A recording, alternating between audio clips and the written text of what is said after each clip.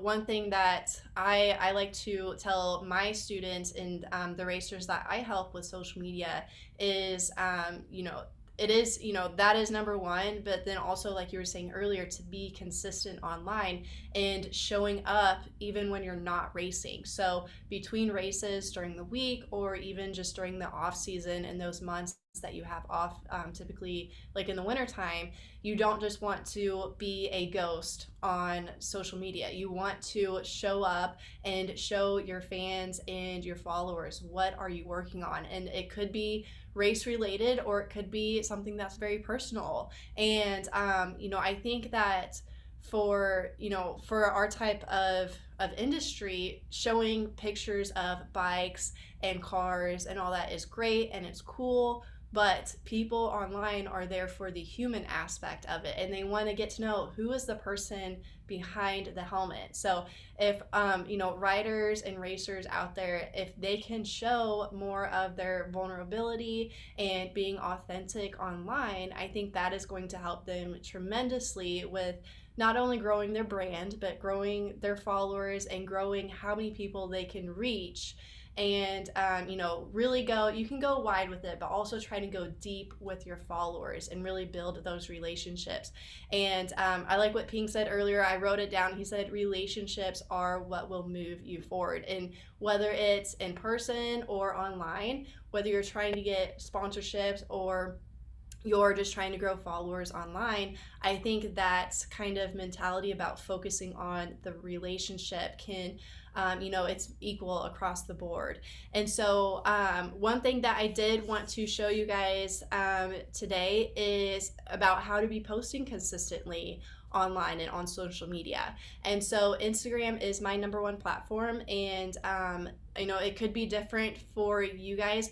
I really like to base it on what do you like to use, but also looking at, okay, who is your target market? What type of audience are you trying to reach out to based on your brand or your sponsor's brand, and focus on that platform. I like to have one main platform and then have 1 to 2 secondary platforms.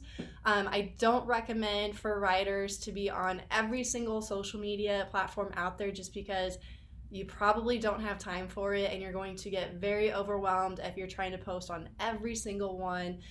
Even if you're trying to do just one a week on all of them, it gets to be a lot. So my main focus is Instagram. Again, it could be different for you, but it might probably also be Instagram as well.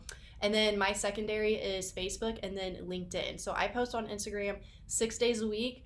I do Monday through Saturday and take off Sundays unless I am racing and I'm at an event, because we typically race on Sundays.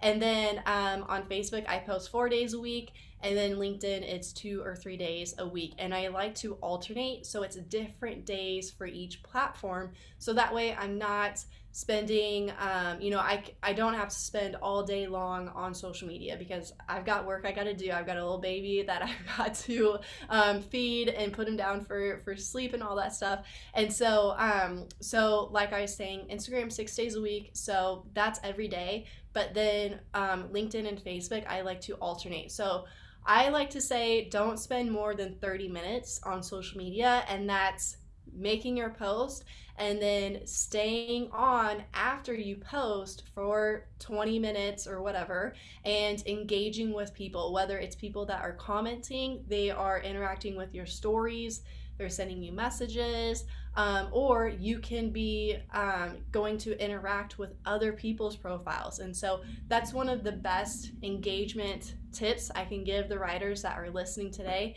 is go and leave comments on other pages. And it could be other riders, it could be people that are just fans, or it could be brands like Alpine Star and Troy Lee and all those other companies out there. Especially if you are trying to get that support from one of those brands, that is one of the best ways to get your foot in the door, is by getting your name known through social media.